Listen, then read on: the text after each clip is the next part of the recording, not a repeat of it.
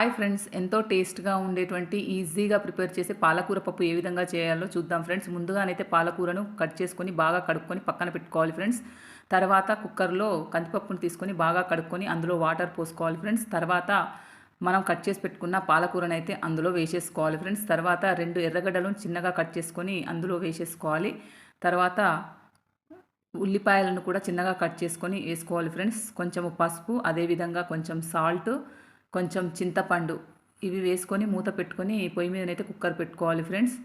ఒక 5-6 విజిల్స్ వచ్చిన తర్వాత మూత తీసి చూస్తే ఈ విధంగా పప్పు గుత్తోటి మెదుపుకుంటే పప్పు అయితే మెత్తగా ఉడికిపోయింది ఫ్రెండ్స్. ఇప్పుడు కారం వేసుకోవాలి ఫ్రెండ్స్. ఈ కారం మొత్తం కలుపుకోవాలి ఫ్రెండ్స్. ఈ విధంగా కలిపిన తర్వాత ఇప్పుడు పొయ్యి మీద ప్యాన్ పెట్టుకొని ఆయిల్ వేసి ఆయిల్ వేడెక్కాక ఎండుమిరపకాయలు, జీలకర్ర, ఆవాలు, అదేవిధంగా కరివేపాకు, పసుపు, కొంచెం ఇంగువ ఈ విధంగా వేసుకొని ఈ పోపును మనము పప్పులోనైతే కలిపేసుకోవడమే ఫ్రెండ్స్. అంతే ఫ్రెండ్స్, ఎంతో ఈజీగా టేస్టీగా పాలకూర పప్పు అయితే రెడీ అయిపోతుంది ఫ్రెండ్స్. ఓకే ఫ్రెండ్స్, ఈ వీడియో నచ్చితే ప్లీజ్ లైక్ చేయండి, ఛానల్ని సబ్స్క్రైబ్ చేసుకోండి ఫ్రెండ్స్.